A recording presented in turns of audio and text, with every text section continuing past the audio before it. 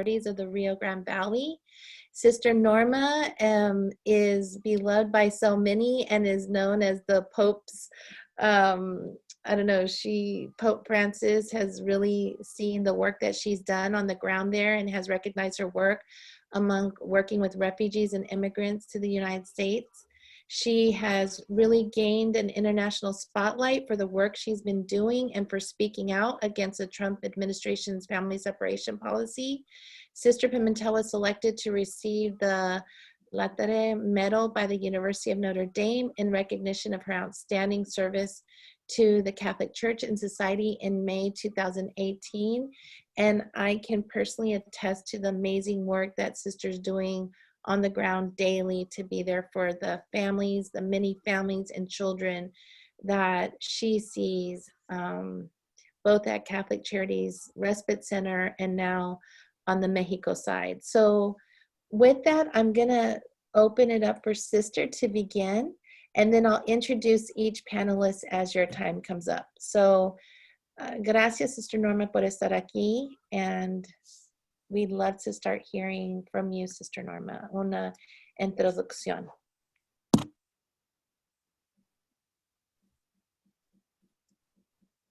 Thank you, Belinda.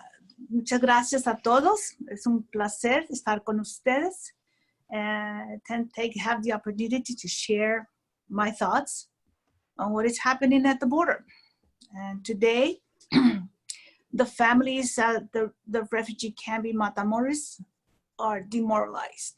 It has been over a year that they have been waiting, hopeful that someday they could enter the United States. Unfortunately, the asylum process established at the border as a result of MPP has been another form of deterrence for the families to enter the United States. It is evidently a means to discourage and break their spirits, which at this point has been successful doing just that. Many of the women are broken to the point that out of desperation and hopelessness have wanted to throw themselves into the river and drown. Women have voiced that they are so afraid, even to sleep at night, out of fear that someone can come into their tent and harm them. Recently, a mother shared with me that someone came into her tent while she was sleeping with her little girl. When she woke up, she noticed that things were missing, a lot of things. Immediately, she feared for the life of her child that could have been taken, and to her relief, she wasn't. Unfortunately, many others have gone missing, and they just never hear from them again. The stories of abuses and violations at the camp are so many, and yet they're so afraid to say who or to point at who could it be. It is out of fear for their lives and that of their children. They just want it to stop. They want nothing to go, they just don't want to go back home because they know it's a sure death. And in any other country would be not safe. And they only want to be able to enter the United States where they believe they will be safe. These abuses that are not being corrected and showing abundance of things. They don't want us to bombard them with so many wonderful things. They want just to be helped out of this inferno that they are in right now. The efforts to end MPP, the solution is the only thing that they think they need. MPP, by forcing families to remain in Mexico, contribute to criminal activities. They are destroying the families beyond what we saw with the separation of children. It is the most perfect deterrence policy established by this administration because it has successfully stopped families from entering the United States at the expense of the dignity and the well-being of thousands of refugees who are continually enduring human suffering. And because it is ours out of sight, it is out of mind, and therefore not my problem. The United States doesn't even have to feel bad about it. The fact remains that the United States is the sole responsible for such atrocities that are happening to thousands of families at the border. We have failed humanity because we have failed to stop policies that are breaking the human soul. Let us stop the humanity and the policies that destroy life. Let us stop MPP. Thank you. Sister Norma, thank you so much for speaking out and being there. And I know that just seeing you here with the other speakers, it's a very emotional time because Sister Norma has been seeing this for so long, right, Sister? And now for a year on the Mexico side. And for those that are on the front lines, this is very emotional to see our fellow families, people just like you and me, children, mothers, fathers, tios, tias, abuelos, suffering just like you and I. And so to be there and be able to say that this is breaking the human soul, sister, it is. And thank you for being with us today to share this story. I really appreciate that so much. We have now Lily Ray. Lily Ray is founder of the Bay Area Border Relief, and as a community activist, she has years of volunteer experience focused on protecting and restoring the rights of women. A political fundraiser as well, Lily is on the board of Protect Our Defenders, the only national organization solely dedicated to ending military sexual assault. 2 years ago, outraged by the family separation policy, Lily traveled to South Texas border with a small group of like-minded people, and shortly after founded the Bay Area Border Relief. We've made 7 trips to the border, bringing supplies and support from volunteers from all backgrounds, and the BABR continues to support asylum seekers here in the U.S. as well as those stuck in Matamoros under the cruel Migration Protection Protocol's policy. Thank you, Lily, for being here, and please introduce your thoughts as well to the group. Thank you, Belinda, and thank you all for being here. It's so inspiring to see so many like-minded people with such huge hearts who are here and who want to hear from everyone who's involved in one way or another, because we're all part of this. Inspired by the Margaret Mead quote, "Never doubt that a small group of thoughtful, committed citizens can change the world. Indeed, it's the only thing that ever has." A small group of us did go to the South Texas border in McAllen, Texas. It was June of 2018, and we called ourselves the McAllen 12. That's when we met Sister Norma there, and we worked in the respite center for just a short period. And when we came home, we were connected with Belinda Arriaga, and that's when Bay Area Border Relief took off. And we've been to the border 7 times now, 3 times with a 25-foot truck full of donations, and bringing them across the bridge to Matamoros is no small feat, because you do that in wagons. It's very complicated to come across in a vehicle. And now, as things have gotten progressively worse and shut down, it's what I would give to be able to be there right now with our wagons and items to bring across. It's so cruel. It's gotten worse every single day. And most recently, 2 weeks ago with the hurricane, it's already living hell. And then you add the hurricane with its fear of rising waters, and then that finally backs off. And then there's more mosquitoes than anybody knows what to do with. So the life is just, it's horrific. And as I always say, if these people could go home, they would. This is not a camping experiment. This is their lives, and they deserve what international law allows, which is to seek asylum. So Bay Area Border Relief, in our 7 trips, we have over 60 people who are in our organization now who now continue to help from afar. And we are part of the collaborative that is the Dignity Village Collaborative, that is a group of NGOs there at the border.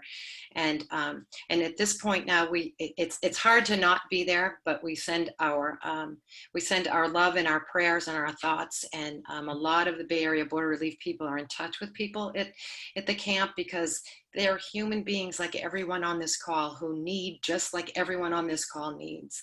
And to hear the stories, the cruelty, the lack of humanity, just makes everyone's skin crawl. So, but we didn't want to just sit back and wring our hands. So we continue to raise money, and we continue to help in many, many ways. We help provide water. We recently helped provide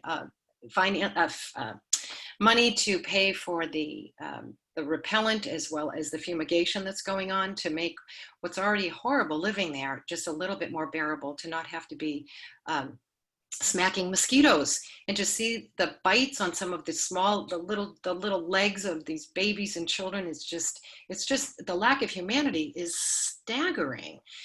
So if nothing else, everybody, excuse me, has to vote. Everybody has to vote in November.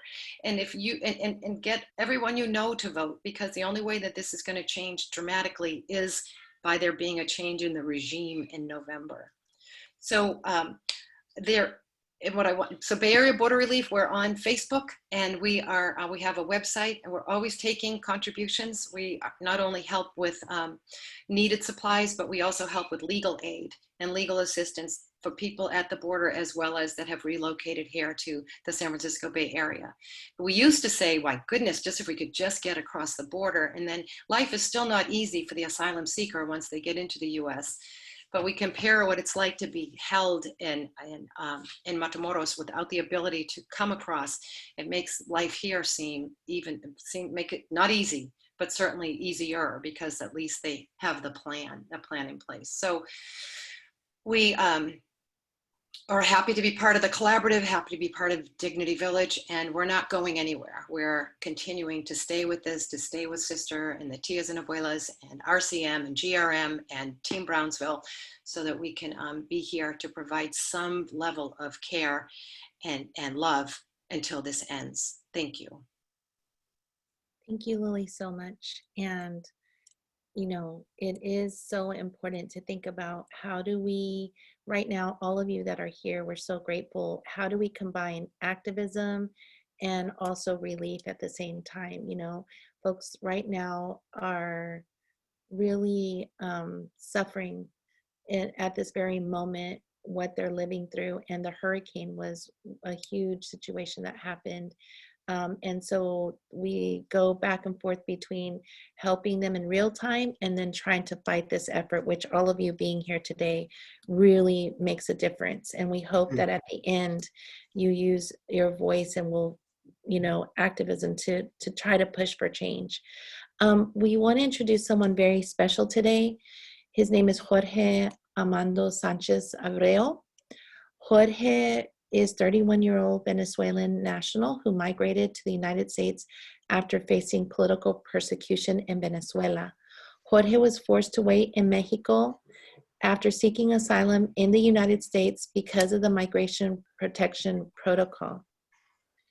And this protocol is this MPP program that we're speaking about is a United States program that forces migrants seeking asylum to wait in Mexico for their immigration hearings, which is what Sister Norma explained, that have now been waiting for a year, living in tents, living in some of the worst conditions you can imagine. In 2005, Jorge received a bachelor's degree in science and later a law degree from the Universidad Bicentenaria de Aragua in Venezuela. Jorge has advocated for basic fundamental human rights and was involved in political activism in Venezuela, for which he faced political repression. He was forced to flee his country with his wife and daughter in order to save their lives.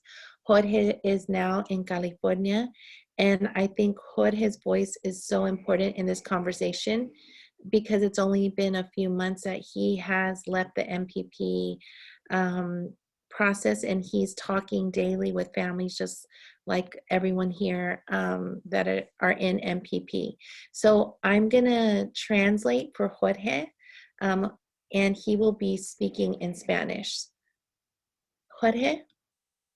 Hola, buenos días a todos. Bueno, muchísimas gracias primero a la doctora Belinda Arriaga por su invitación a esta conversación. Creo que esta conferencia es muy importante. Muchas personas están alzando su voz por el tema que estamos hablando, que es el MPP. Considero que una palabra muy adecuada que va con el MPP es que el MPP es algo cruel. Es un proceso... Jorge, me das un minuto, tomas un pauso para que traduzca, okay? So thank you so much for having me here today. It's really important. I'm glad to be able to be with you all to talk about MPP. The MPP process is one that is cruel. Bueno, es un proceso lento. Yo tuve la oportunidad junto con mi hija y mi esposa y mi hija de salir de Venezuela, bueno, por salvar nuestras vidas, por situaciones políticas. Llegamos a México en el 2019, justamente en julio, cuando implementaron la política del MPP. I was in the MPP process with my daughter and wife, and I had to flee my country. And I actually got to Mexico right when the MPP program was implemented in July of last year. Bueno, digamos que fue algo como que nos tomó por sorpresa en ese momento porque no sabíamos nada, ¿no? Lo que era el proceso del MPP porque estaba empezando. We didn't know anything about this process. It took us as a complete surprise. We didn't know that this was happening. Sin embargo, en ese momento había muchísimas personas en la frontera. Se calculaba que en la frontera completa de México a Estados Unidos, había aproximadamente 70,000 migrantes en el MPP, 70,000 en todas las fronteras. en toda la frontera completa. So across the whole borders, there was about 70,000 people trying to flee, asking for asylum at that time. El proceso del MPP es un proceso engorroso, es un proceso donde se te atraviesan muchísimas piedras en el camino. El MPP es el agotamiento, es el cansancio, es algo que te hace que te rindas. The MPP program it puts a lot of barriers in your path of like stones that you have to cross, but it's exhausting. It has fatigued us, and it's undescribable. I think is some of the ways that. Bueno, principalmente la migración de varios países tiene como que su tema primordial, ¿no? Pero digamos que la mayoría de la familia lo que estamos buscando es tener una vida bonita y poder desarrollar nuestra vida normalmente. Our journey, our reason for being here is to come and have a good life and contribute and be, productive. Cuando tú buscas un programa de protección en los Estados Unidos, el MPP, digamos que es como que la barrera, ¿no? Para que no puedas estar en el territorio mexicano, para que el territorio americano no te preste la protección que tú necesitas en ese momento. When you're coming fleeing to the United States, the MPP is like a wall that is a barrier for you to be able to come in and ask for protection, ask for asylum safely. Sumado que son mujeres solas, mujeres embarazadas, personas discapacitadas, personas de la tercera edad, personas que han sufrido muchísimas cosas y muchísimas adversidades en sus países. There's mothers coming, single mothers, mothers with children, seniors, folks that are disabled, so many that are suffering the danger and violence in their countries that are coming. Y lo primero que hace el MPP es enviarte a México. ¿Sabes? Sabemos que no es un secreto que México es uno de los países más peligrosos de Latinoamérica. The first thing that happens when you're an MPP is they send you back to Matamoros, Mexico. And we know that this is one of the most dangerous areas. It's not a secret. México es uno de los países donde hay más delincuencia organizada, donde hay más corrupción y muchísimos temas que están pasando ahorita en México, ¿no? Y eso lo sabe el gobierno de los Estados Unidos, lógico. United States government knows what's happening there, and it's not a secret. They're very aware of what's happening. Sin embargo, bueno, ellos implementan esta política, ¿no? Te mandan a México y en México tú tienes que esperar tu proceso de asilo político completo en México. So now they send us back to Mexico, and you have to wait there the whole time while you go through your process of political asylum, asking for asylum, asking for protection. Ellos te dicen que son 3 cortes que tú tienes que presentarte en el puente. La primera corte es donde te imputan los delitos por haber pisado territorio americano sin tener un documento legal que lo permita, ¿no? La segunda corte es para consignar tus papeles, tu planilla de solicitud de asilo y, bueno, tus pruebas.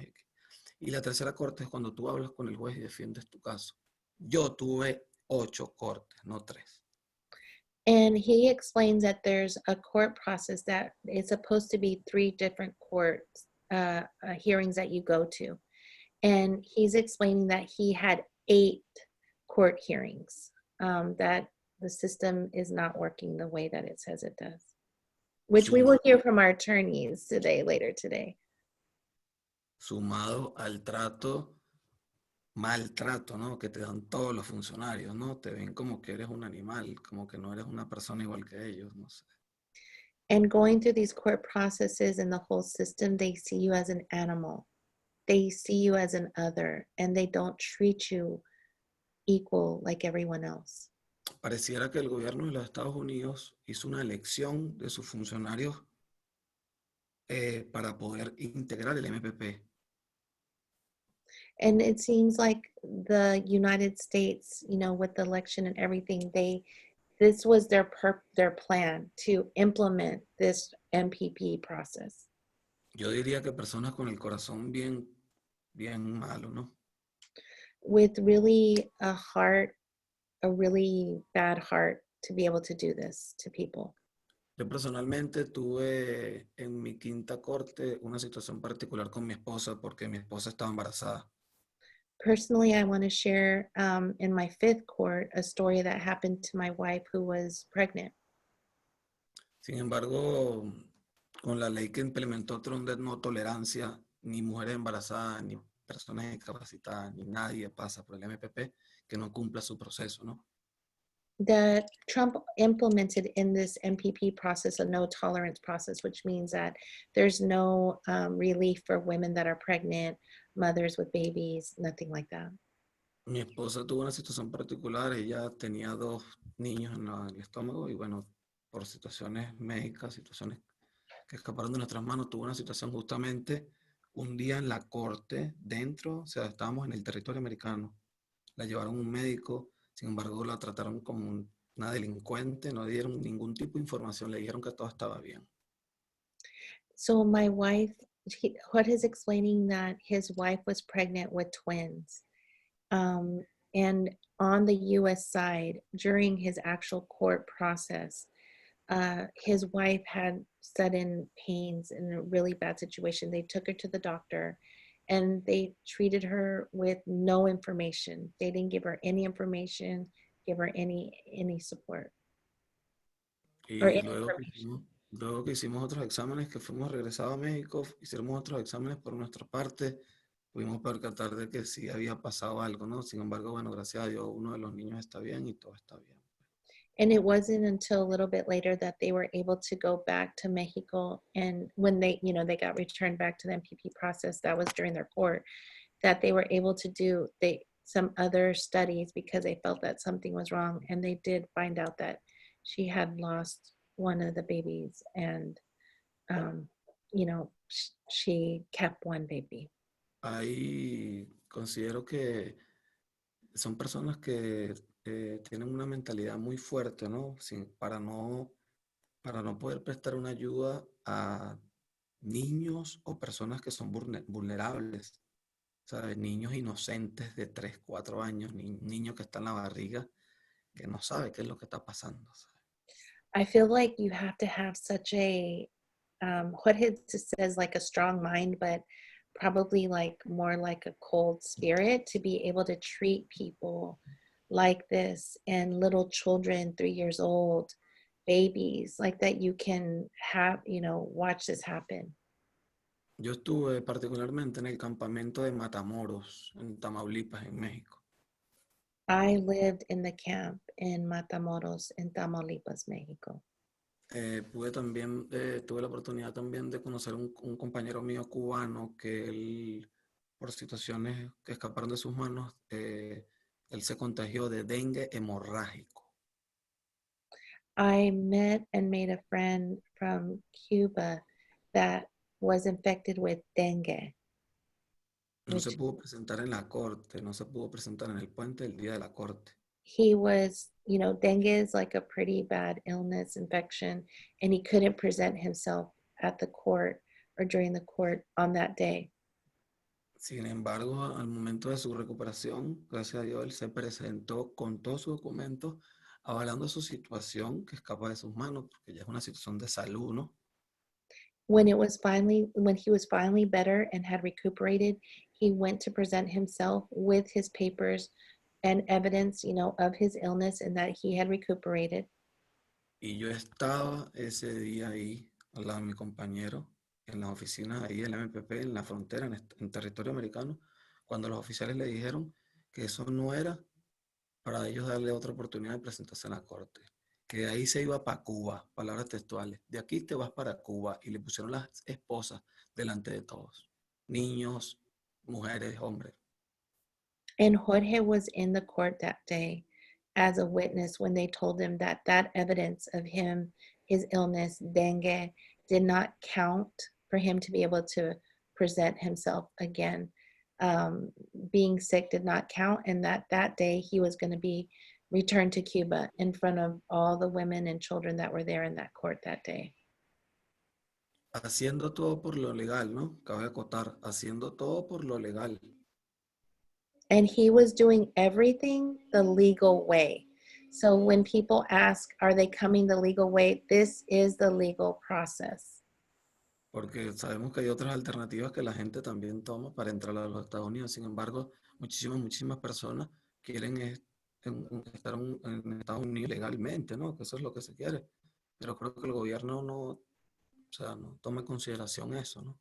Y lo que hace es alimentar a las mafias mexicanas, porque todos los migrantes lo que están es propensos a cualquier situación en México, cualquier situación mala. And that the migrant families there are very vulnerable to whatever situation can happen with cartel. There's just a great deal of vulnerability there in the MPP program and where they're living. Jorge, le voy a decir gracias por el momento. Vamos a dar paso a los otros y luego vamos a regresar a hacer más preguntas, ¿ok? Muchísimas gracias. Agradezco todo su corazón para decirnos la historia. So thank you so much, Jorge, for sharing your story, your heart, being honest as a witness and what he lived through this terrible situation. And we will be hearing more from Jorge. I'm going to turn to Thelma Garcia as we listen to Jorge talking about the legal barriers, the challenges. We have Thelma, who is an amazing attorney on the ground in South Texas. We've met Thelma. She's been working with some of our families, and we were actually there with her during a time when the Ninth Circuit, Thelma, ruled MPP unconstitutional, but it stayed, and so there's a stay, and now it's, you know, being moved up to the court systems. But we were there that day when this happened, and Thelma went up and fought her way to the front of the line with Border Patrol agents to try and get some of her clients through, and unfortunately was turned away. But Thelma is definitely on the ground. She's been an attorney for 41 years in the state of Texas. She's licensed in the United States Federal Court and in the Fifth Circuit Court of Appeals.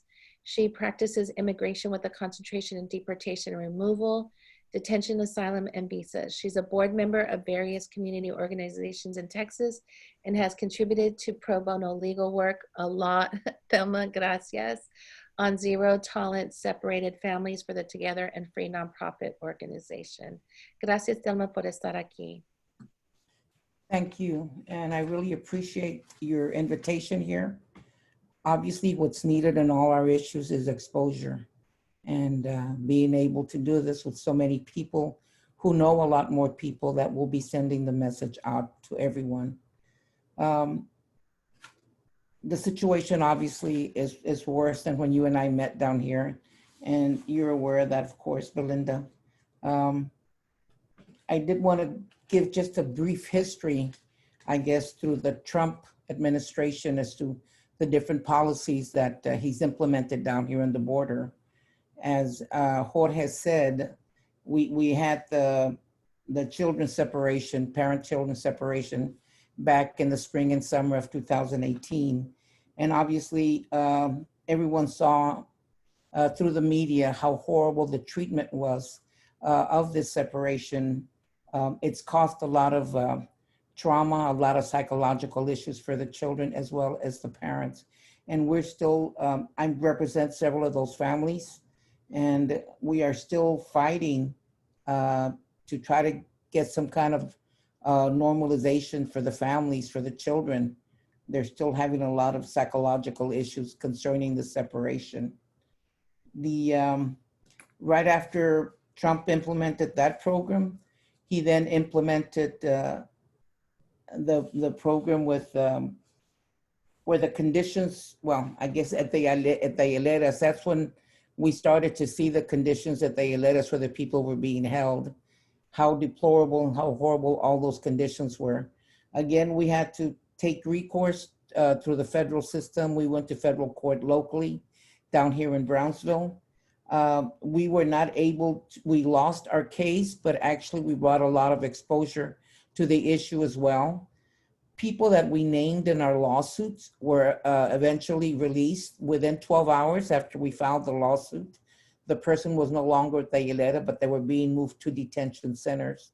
Once they got moved to the detention centers, they were given the right of going through the credible fear interview and explaining to an asylum officer what their fear was of returning back home. And if they passed their interview, then they would be able to go through the removal process, the normal immigration process of seeing a judge and presenting their evidence on their asylum. If they lost, then they had the opportunity to see a judge briefly for about 10, 15 minutes and explain their fear of returning. Most of the judges denied this. It was called a review on the credible fear. They were mainly denied by the judges. Once denied, that's it. There's really not much else to do. I would go back to the asylum office if it was denied, and I would try to impress upon a supervisor in the asylum office that actually both the initial asylum officer interview and that the court were wrong. And I wanted them to review everything again. We were able to overturn some of them, but if at the end of the day, all this was denied, people were being deported back to their home country. There wasn't any other review, no other legal thing that you could do for the immigrant refugee. After that program, well, like I said, after the people were placed in the hieleras and we were able to get some of the names, we were able to get those people out. Those that were not named were obviously removed. They had no recourse whatsoever. Then after that came the MPP program, which is what Jorge was talking about, of which we all know the conditions out there are horrible, especially now with the pandemic and stuff. I fear that there might be some kind of infection out there and it's going to go rampant because they live in such horrible conditions back to back with each other. As somebody was describing during the hurricane how it went, there was just water running everywhere. It ruined it. Their tents were all ruined. That some of them have been replaced, but again, I mean, that's no place for a human to be living at. We do have several people, clients, and some of which have come through Belinda's and the organization, and that we continue to try to see how we can do for them. At the MPP level, as we all know, that program is pretty much stopped. We have had several of our last hearings, or the merits as they're called, the trial on their asylum, canceled. And they seem to be canceled every time it's set up for a hearing. And this is all due to the pandemic, according to the government. I've got some cases of people who have been there a year and a half already. And some of these cases have been moved up to 2021. So that means that they continue to live under those same deplorable conditions. And this is what Sister Pimentel was talking about. Because all these cases are taking forever, because the conditions are so inhumane, people are starting to cross the river again. Right now, I've got two families that crossed in about 2 o'clock in the morning. They used their mattress, the rubber mattress, to throw themselves into the river and try to float across. These two families, the adult female was pregnant. One of them has already given birth, and they are living at the shelter right now with us at Sister Pimentel's shelter. The other family is in Brownsville, and they're at a different shelter there. the shelter only allows the people a 30-day stay, so they have to look for lodging elsewhere. I have filed changes of venue for these families so that they can go and travel to their final destination. We don't have anything yet from the courts. They were just filed recently. But I understand that most of the cases of people who were placed in MPP and then crossed back in here, the changes of venue have been denied. In some cases, if they weren't able to present themselves in court because they crossed the river, they have orders of removal, and it's really difficult to reopen those cases. A few cases were venued, but I understand from other areas like maybe San Diego, but not from the Brownsville area. We haven't had any success that I know of there concerning those cases. After the, so anyway, those cases are still ongoing, and people are really having a hard time living and having to wait out God knows how many more months. After that, immigration through the Trump administration came up with some other programs. They called it the PACER program. And this particular PACER, people from Central America who came into the country, were given a credible fear interview like within 2 or 3 days of their entry. They weren't allowed to make any phone calls to the family members. Family members are usually the ones who try to get counsel to try to help them out. They would get the phone call after the interview was done and after it was denied. If we were able to catch that on time, we would then ask to appeal that, and then we would have a judge review that. The judge that was reviewing all those cases down in this area were judges out of Otay, New Mexico. All those cases were denied as well. After that, obviously, they were going to get deported. They also had a program called the HARP, which was mainly geared towards the Mexican who was asking for asylum. And that was pretty much went by the same way, a fast removal. After that came the ACA, which is the one had to do with the people traveling into, crossing into Mexico and asking for asylum in the US. The US was sending them back to Guatemala so that they could ask for asylum there if they stepped on Guatemala coming into the US. And then they would have to ask for asylum in Mexico before they could ask for asylum in the US.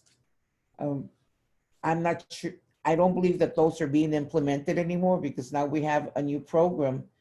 And this program is of course based on Title 42, which was implemented or drafted up in 1944.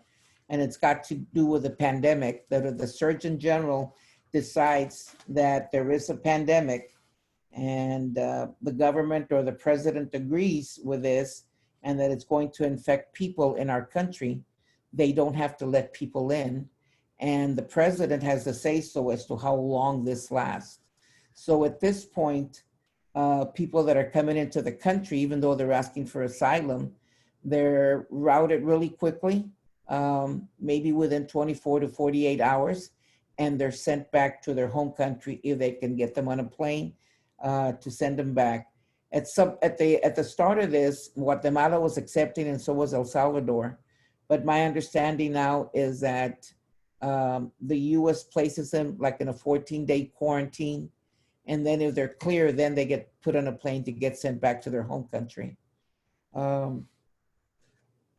We have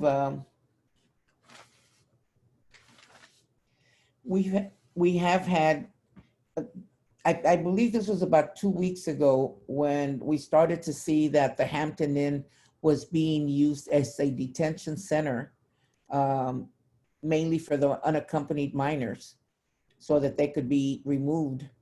Again, the unaccompanied minor was not allowed to make a phone call to contact their family members. Obviously, they were then denied also their right to seek counsel and get representation. What they did with those children, they then moved them to Karnes City Detention Center. We thought that was going to stop the use of the Hampton Inn. I believe Hilton owns the Hampton Inn, and they came out with a statement that they were not going to allow their properties to be used as detention centers. But I got a call late yesterday about a family, a mother and two children, minor children, that are at the Hampton Inn. And they were told that they were going to get removed. Now, I was able to speak to the mother yesterday, and I told her that she needed to ask for an asylum, to ask for an interview. She asked for the interview, and it seems like today she got what they call the non-refoulement interview, which is also accessible to the people in the MPP program, meaning if you fear returning back to the country of Mexico, waiting for your asylum hearing in the US, you can speak to an asylum officer. And if the asylum officer feels like you are in danger, then they should allow you to come into the country. They parole you in, and you can continue your process in the US. But those grants are very far few and in between. They really haven't granted too many of those. At this point in this particular family that I'm speaking about, we don't have a decision yet. Usually the decision is made within 24 hours and they're advised. Obviously, because we're not the attorneys of record, we don't get any of that kind of information. The people don't even have A numbers. The A number generally throughout history has been given to people who come into the country if they're not citizens and they're apprehended by immigration. Right now, they're not being given A numbers, so it's very difficult to locate people within the system. And it's all by intent and design by the Trump administration, so that people are not able to speak to anyone that can help them. We had several people, just like Jorge was explaining, about people being attacked, being kidnapped, going through a lot of severe torture in Mexico. We've presented cases like this in the non-refoulement interviews with the asylum officers. They've all been denied. One particular case that came through Jennifer, who's done some wonderful work out there in the shelters in Reynosa, where the State Department says do not travel to Reynosa because it's very dangerous. You will find Jennifer there helping out. And she brought this case to our attention. It was a young woman and her child who were en route to their interview actually through the court, to the court under the MPP program. En route, they get kidnapped by the cartel. She gets abused by the cartel as well. We presented a motion to reopen with all our evidence and statements, and they denied the motion to reopen. And so now we're having to appeal that as well.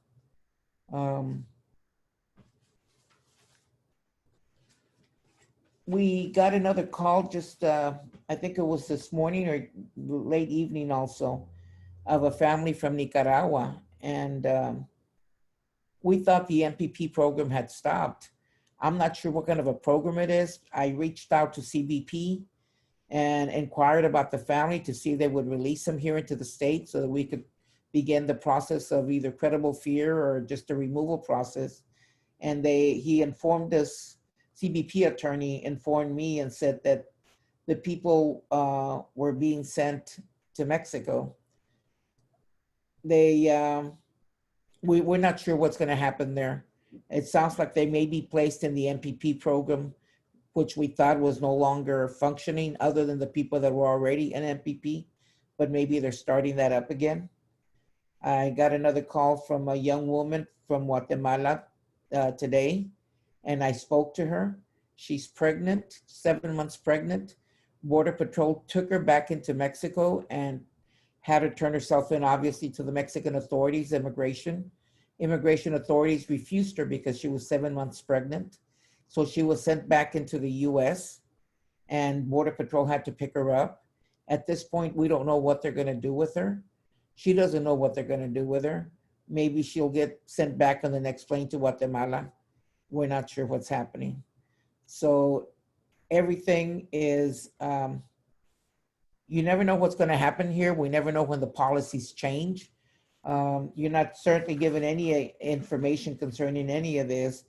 And the bottom line is people are being, rights are being abused. They don't have the right to counsel. They don't have the right to contact their family members. And so what you guys are doing is great, and we just need to keep passing the word on. Thank you, Thelma. Thank you for sharing the legal part of this. And I think another reminder that these families are not coming here just because they want to come. They're coming here because of danger, very serious situations, fleeing trauma, fleeing violence, fleeing death. We've heard the stories, we've seen the families, we've seen the evidence. We've been able to help Thelma translate some of the evidence for families, and it's heartbreaking to see what's happening, and that the U.S. is turning our back on them at a time when we should be the guide for human rights. So with that, I want to introduce Jennifer Harberry. She's an attorney, human rights activist, and advocate for farm worker families in the Rio Grande Valley. She's written a book, Bridge to Courage, Life Stories of Guatemalan Compañeros and Compañeras, and also a foreword by Noam Chomsky, photography by Sherilyn Borgren. Also wrote Searching for Everardo, A Story of Love, War, and the CIA in Guatemala, and Truth, Torture, and the American Way. She received a Letelier Moffitt Human Rights Award in 1997. She shared the Cavallo Award for Moral Courage with Richard Nucio. And Jennifer, as we welcome you to the panel, I also want to put out a very important question that someone has asked as we hear just all the legal barriers. If you can mention, if you know if there's going to be a quick process when Biden is elected. So Jennifer, thank you for being with us today.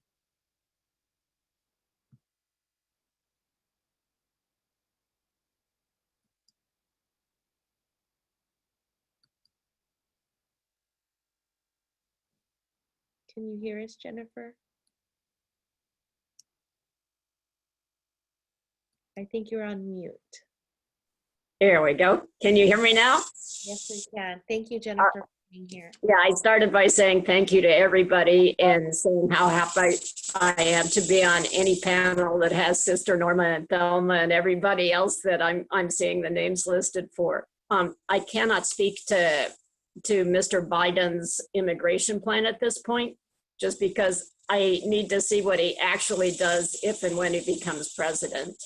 Under President Obama, we had very, very serious problems with immigration changes and stuff, although nothing like what we're seeing today under our fearless leader, President Trump.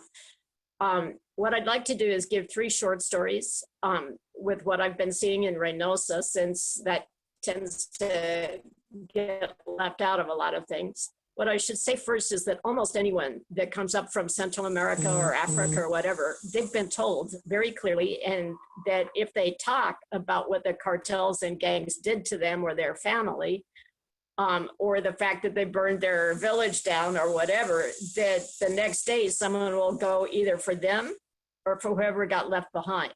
You get severely punished if you speak out against gang violence, or army violence, or security officer violence.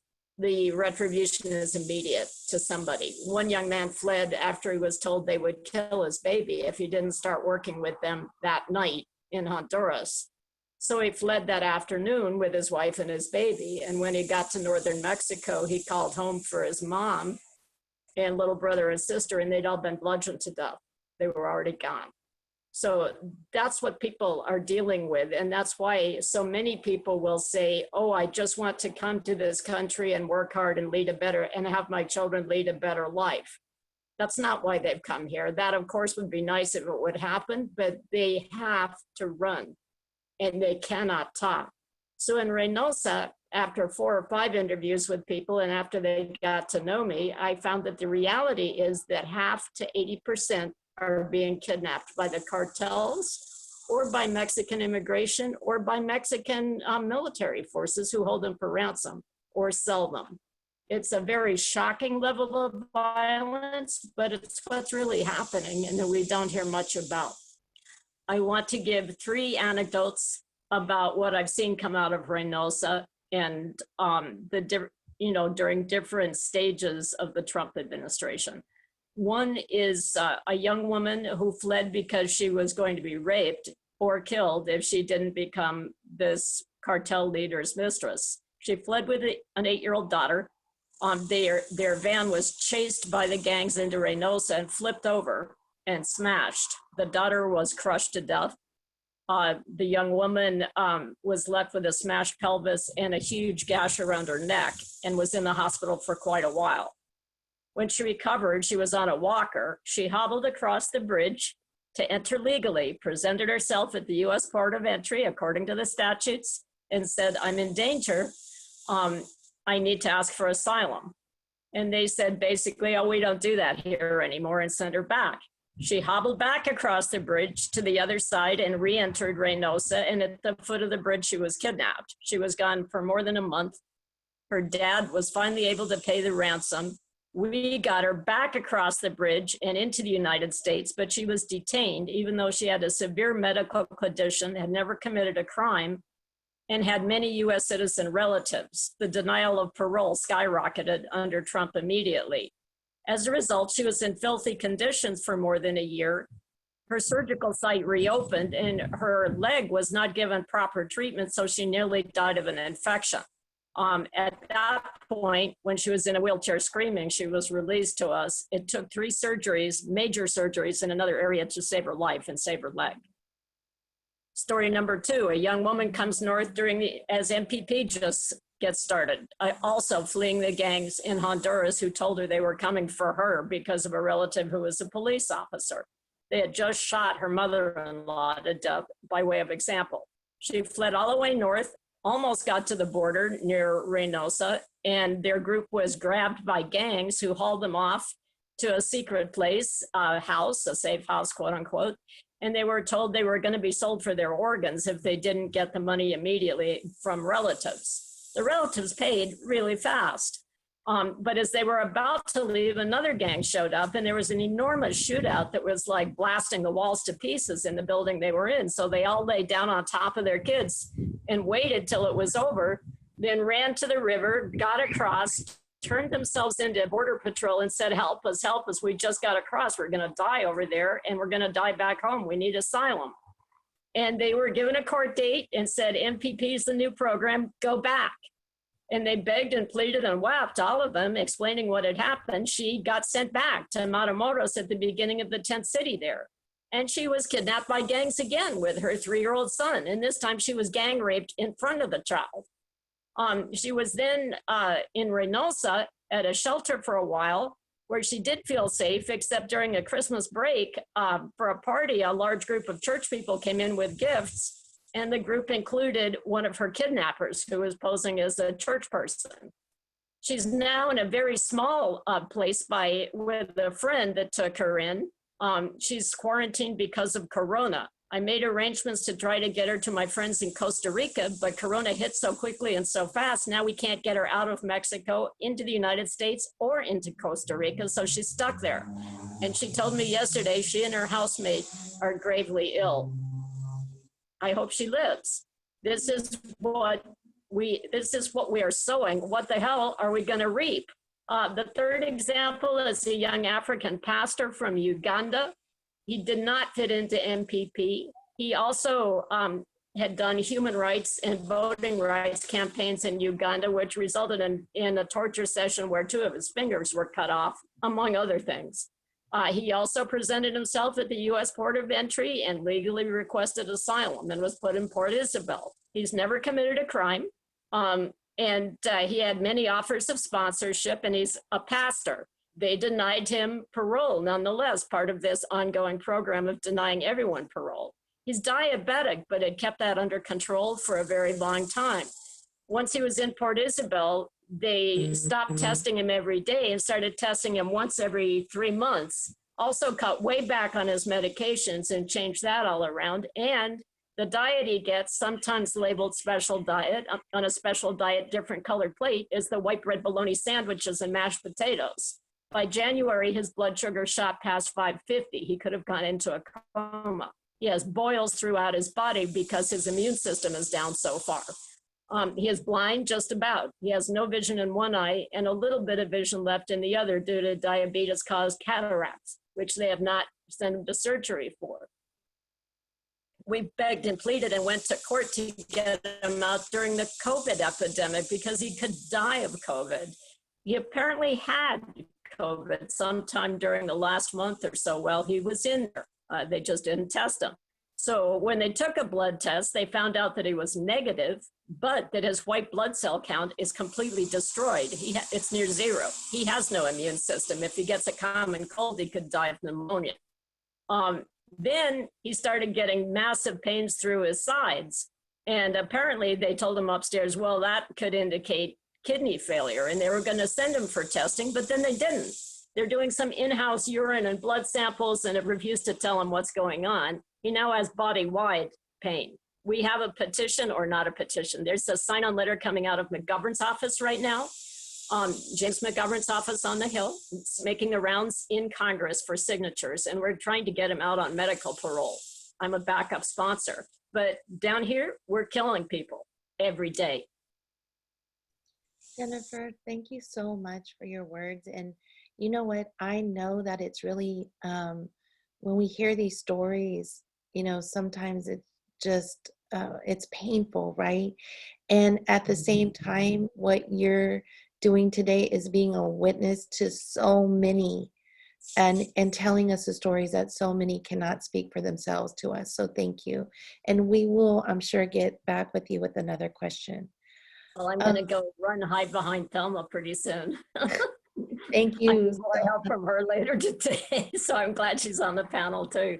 I may need to sign off. I'm getting some emergency calls, but I'll try to jump right back on. Thank you, Jennifer. And I just want to point out to everyone that there is a chat going on. I appreciate all of you that have attended today and that are listening in and have questions. I'm sure we will not be able to get to everyone's questions today, but I do have a couple questions that I'm going to start with. And Sister Norma, if we can start with you, I wanted to ask you, Sister Norma, because you're, you know, definitely out there in the community.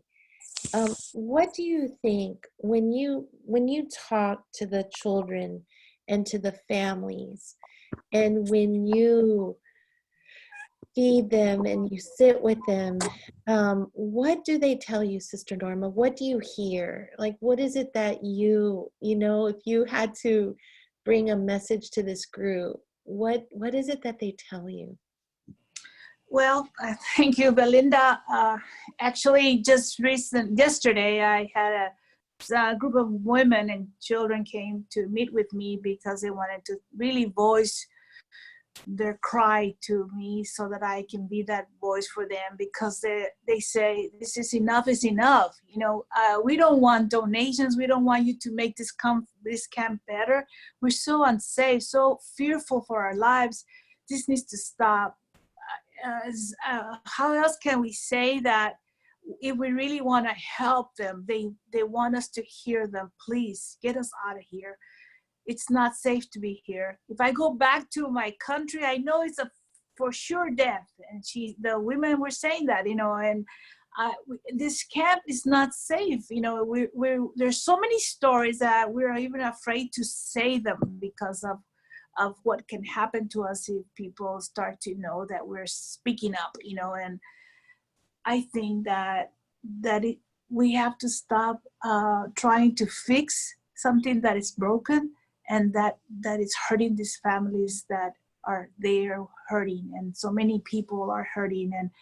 And I mean, one little boy, 15-year-old, was raped by the river, you know, and this girl just had a miscarriage and she was bleeding off, you know, and we have to go see her because nobody's caring for her in any way.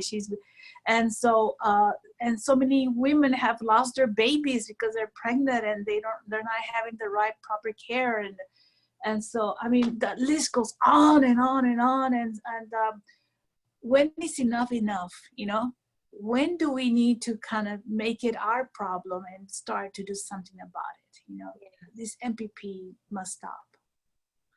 Sister Norma, thank you. I also want to point out to the group, and I don't know if you want to add to this, Sister Norma, that, you know, when we think about the US created this MPP policy, and they have put, you know, all of these families in Mexico, they're at the border, and this was our policy. Mexico agreed to it. Yes, they did. However, one of the most important things I think about is the people that are on the ground helping the families. Is US money is not coming in to support none of that. So there's no US money coming in, or, you know, it's Sister Norma's group, Team Brownsville group, Tias and Abuelas group, and, you know, RCM, Bay Area Border Relief. So there's just these amazing groups that are on the ground with Sister Norma at the helm, providing this, all the resources there. And I think about, Sister Norma, I don't know if you ever think about what happens if these resources weren't there. What would happen if these groups weren't there? I mean, we as the US aren't thinking about the human rights violations and then all of what it would take to get them these resources. But also, I mean, is that something? You know, Belinda, initially I struggled with the idea of resolving the camp situation because I said if we resolve it, the United States feel like, well, it's working. You know, why should I even change that policy? It's actually a successful policy, you know. And so, but the truth of the matter is that when you see the suffering of the families and the children, you have no choice but to act and to do something about it, and to give them the, like you said, the food and the restrooms and the showers that were non-existent, and the water. You know, it's, even to this day, as much water as we take them, it's never enough. You know. Especially if somebody's ill, somebody's with diabetic and other issues, you know, we can never do enough for them to make it right, you know. And it's like trying to put a Band-Aid on a very serious problem. And so we will relieve some of the efforts, but of the needs, but truly, we're not resolving anything with the help that we're doing. And I know that the Mexican authorities there in Matamoros are doing some, of course, with our initiative and the work of so many groups trying to do something, has really put them on the spot to also try to do something themselves. And so they are putting some effort, but definitely not enough to respond to the needs of these families the way they need to be cared for. Yes, thank you, sister. Thank you so much. Jorge, I want to ask you the same question. Si nos puedes decir, Jorge, usted está hablando diario con sus amigos allá. You know, tienes meses que has llegado del campamento.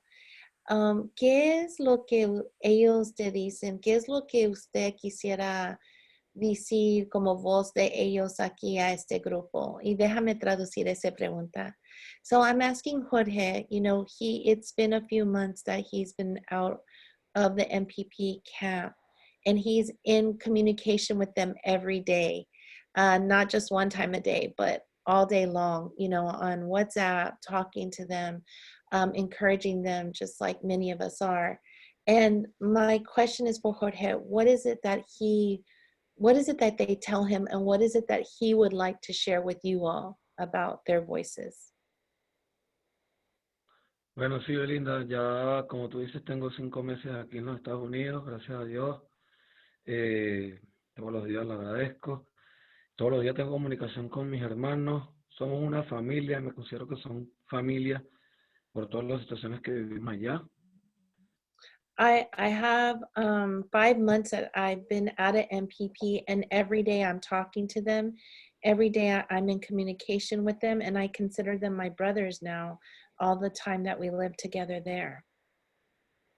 Bueno, no se dice nada positivo, Belinda, puras cosas tristes, ¿no? Principalmente la situación de los niños. Ya los niños tienen 1 año y y algo sin estudiar, cosas que, o sea, es algo triste, como los niños le van a parar la educación a unos niños inocentes. That, everything he hears from them right now is just really sad, nothing positive. And one of the things is the children have been a year without school. Imagine a year without going to school. That's so wrong.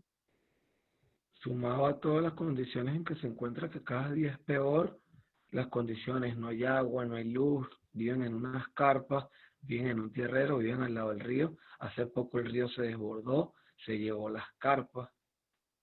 And the conditions are getting worse every day. There's not enough electricity, not enough water. The tents get destroyed with a hurricane recently. So many of them, were destroyed, and it's just continues. De verdad que se necesitan muchísimas voces, levantar la voz. Y bueno, le doy gracias a todos los activistas que trabajan, a la madrecita Telma, a la señora Telma, a la madre, a Team Brosville, a Lalas, a todas las organizaciones que trabajan en conjunto, porque de verdad que en las condiciones que se encuentran todas esas familias son unas condiciones muy, muy, muy tristes. The conditions that people are living in is very, very sad, and I want to give thanks to those that are advocating for them, all the groups that are fighting on behalf of them, because of the conditions are so hard right now. El agotamiento psicológico es muy grande y grave a todas las personas que se encuentran ahí, niños, niñas, hombres, personas adultas, todos. The mental health trauma, the fatigue, exhaustion, the psychological trauma of what everyone is living there with, children, mothers, fathers, everyone is definitely taking an impact on people. It affects everyone there. Gracias, Jorge. Si piensas en otra cosa, voy a dar un minuto para que la gente te hacen preguntas en un ratito, okay? Thelma, would you like to take 2 minutes? We're coming to time, and I want to leave a few minutes for questions and answers, but Thelma, is there a message that you think that you would want to share, what the people would want this group to know? Certainly. In spite of the fact that what we've done as a group for our brothers and sisters across in Matamoros, obviously we've all talked about more help being needed. Do we continue doing it? Yes or no? We don't have a choice but to help. And obviously everything lies with Congress, so we have to push there harder. We have to get everyone out there to vote. Hopefully the new administration will be a better administration. I figure it can't get any worse, so it's going to be better. I don't know if it's going to come to the point that we will be satisfied with what they do, but they certainly have the power to change it. And so I would just say, make sure we all get out, take everyone out there to vote or mail in, whatever needs to be done. But let's not forget that and I know you guys are not going to forget, but let's keep putting the word out that we need to continue helping the people one way or the other. Like Jorge was saying, there's a lot of mental health issues. There's obviously a lot of financial need as well. They need the food, they need the shelter, because otherwise they're there by themselves. And the US is not going to come to their aid at this point. And Mexico's not happy having them there either. I've been told by some of my clients that are out there that when they run to Mexican police to ask for help or to make reports, they make remarks to them that Central Americans or people that are staying there with the MPP program are not wanted. So we need to resolve this as soon as we can. Thank you, Thelma. Lily, can I ask you what if you had to speak for the children there, and I think that's always a big, I don't know what weighs heavily on my heart, but what do you think about, what the children are experiencing? And I think it's really important that sometimes I've heard comments like, oh, well, their parents shouldn't have brought them. But I have to tell you that the children have told us that they're very scared back home too, that they understand the danger that they're fleeing from, that they're in this. as well. And so what would you like to share in these next 2 minutes about the children? One of the biggest issues that I have about the children is that people say they're resilient. You know, it doesn't, things don't affect children like they affect us. And that's just not true. How anybody can think that a child who's living in a tent camp, who doesn't go to school and maybe did go to school before they left, and they hear gunshots, they hear violence, they see it, they've witnessed it. Even Jennifer's story about the 3-year-old, these children are so affected, and it may be irreversible at some point for it to continue to go on for so long. So and a lot of people have said this, we provide teddy bears, we provide food, but that's just not enough anymore. You know, a child can hold on to a teddy bear for dear life, but that's not going to change what's happening to them emotionally. And we all have a responsibility, because these are our neighbors that are just. And I urge people to send a note to the Hispanic Caucus, send a note to your congresspeople. So many of our leaders that are on the right side of this issue all say there's so little that can be done right now. There's so little that can be done right now because of Trump, and it is an all-out effort. There's a special place in hell for Stephen Miller. I'll go on record right here to say that, as he's that awful human being who is basically writing, and how do he even comes up with this stuff? It's like the worst of a worst Disney movie. But anyway, I digress. I'm sorry. But we can all write to our congresspeople, write to the Hispanic Caucus, make a point to say this isn't okay. We can't keep waiting, because best case, we do win in November, and then January 20th, we get a new president. It's August. That's January. You know, for us in our homes, and we're eating and we're doing, like, we feel bad, but the reality is 6 months out of a 5-year-old's life is a huge amount of time. So I just urge everyone to have these children in the back of your mind always. I go to sleep at night thinking about all of their beautiful brown eyes that I have stared at and danced with and played with being at the border. But again, that's not getting them out of there. So vote, vote, vote.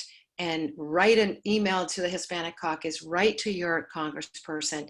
We need to make a stink and not just say, oh, look, we've gotten them water. There's not even enough water. But even if you do get them a drink, they're still there. Okay. Thank you, Lily. Thank you. So, Sister Norma, Diaz and Abuelas, if you're on here, Team Brownsville, Bay Area Border Relief, there are a lot of immediate things happening in families. And Thelma, Jennifer, I think Jennifer had to jump off, but if you can put into the chat, type into the chat how folks can reach you, donate to your organization. We do have to understand that we have to stop MPP. We have to move them out, and we need you all, like Lily said, to write to your representatives, write to the Hispanic Caucus. Get out there and move what you can. And at the same time, there are families that really need immediate help because of the conditions that are getting worse. And so let's work on both ends to make this happen. I have a question that says, mi pregunta es, ¿cuál sería existe algún plan para poder ofrecer un lugar a las personas en donde pueden esperar sus citas de una manera en mejores condiciones? Sister Norma, we also had that question coupled with another question that was sent in earlier to me by El Tribune about the UN, and he asked if he had heard about the UN helping with housing. Sister, do we have any information on that? I know that people are asking. I would wish that MPP would end and that we didn't have to worry about that. But it is a question people have.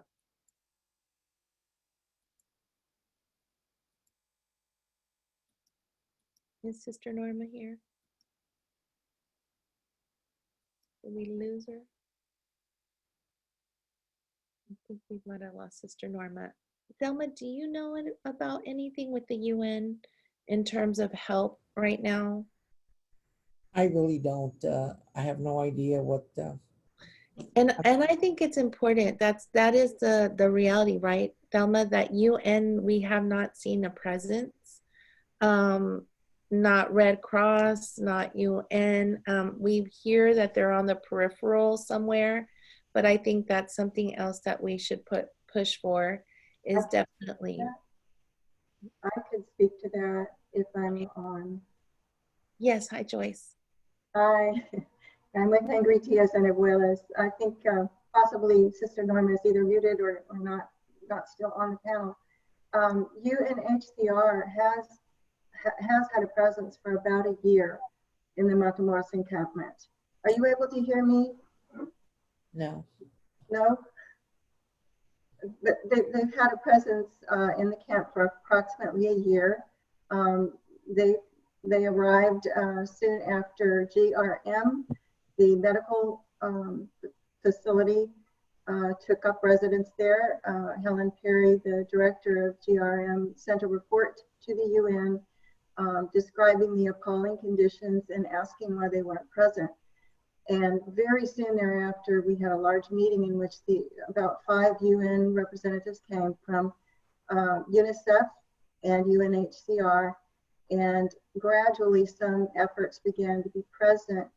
They are not able to be present in the way that they are in many other countries because, as I understand it, Mexico has not really approved their presence in the camp, or Matamoros hasn't, and I'm not positive about that inner working there. But they are providing outreach for information about their integration program for immigrants in Monterrey. And I think some of the people maybe have even made their way to Monterrey to be involved in that. But most of the people do not want to leave the camp to go further inward to Mexico because their goal is to get across the border into the United States to apply to have their asylum cases processed. So they're stuck where they are, but some have made that decision and have gone further in to be served by UNHCR. And UNICEF did come into the camp before COVID. There was a presence of UNICEF and UNHCR trying to make some inroads in doing some important things, including now they're in the process of bringing portable, small building units to both Reynosa and Matamoros, not for the people to live in, but to provide services. So there is some presence. Okay, thank you so much for stepping in and sharing that. Sure. We are at time. We have 2 more points to make. I want to give Jorge 1 minute. Jorge, 1 minuto para decir lo que te queda en su corazón que quieres compartir para el último mensaje hoy. And then Laura Garcia will be signing off for us. So Jorge, who has truly been a gift to the community where he's living now, and also his contribution to really being determined to keep the voices alive for his families. I would like for him to be able to share his last words with you all. Jorge, ¿qué es lo que le gustaría terminar este junta? Bueno, me gustaría terminar con estas palabras. Me gustaría darle un mensaje. Primero que todo, muchísimas gracias a todas las personas que se encuentran aquí presentes. Muchísimas gracias al trabajo que está haciendo Lili Reyes en la frontera, el trabajo que está haciendo Belinda Arriaga, la madrecita y la señora Telma, que también sé que está ayudando bastante. Gracias por sus conocimientos, que yo sé que valen oro. Y ella los está aportando a todas esas familias que verdaderamente lo necesitan. Por favor, le pido a todos que no los olvidemos, que tengamos presentes nuestras oraciones a todas esas familias que verdaderamente lo necesitan, porque todos somos seres humanos, y que gracias por la invitación. Thank you so much for inviting us today. Thank you for all the advocates on the ground, and please continue to advocate and fight for them. Gracias, Jorge, por estar aquí con nosotros y por representar voces de sus hermanos allá. Thank you so much. Thelma, with that, I will say thank you to everyone for being here. Thank you to Thelma, thank you to Lily, Jennifer, to Jorge, and to Sister Norma. And I hope that you all can continue to really push this on the front lines as an issue that you take on, and we cannot afford to be silent. Every day that goes by, families are suffering, and we need your help today. So with that, thank you. And Laura, I will pass it on to you.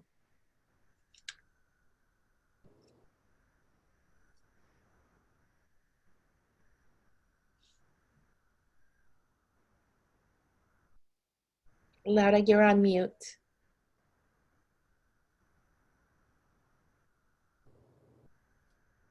I was just saying thank you to you, Belinda, for doing such a wonderful job at moderating this panel. And thank you to all the panelists. They've done a wonderful job of letting us know what the situation is. And we are left with one thought, which we need a permanent solution to the problem. We would need to help as we can. We need to stop MPP. We need to get out to vote, and we need to get Trump out. We gotta keep the fight going for our brothers and sisters that are suffering right now at the border.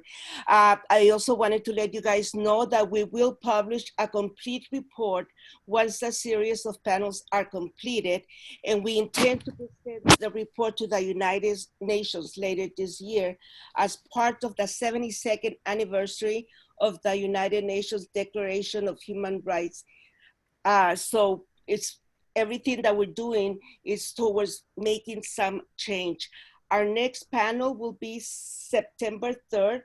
We're gonna be zooming to El Paso, Texas, and our host moderator will be Carlos Marentes from Sin Fronteras Organizing Project and Executive Director of the Border Project.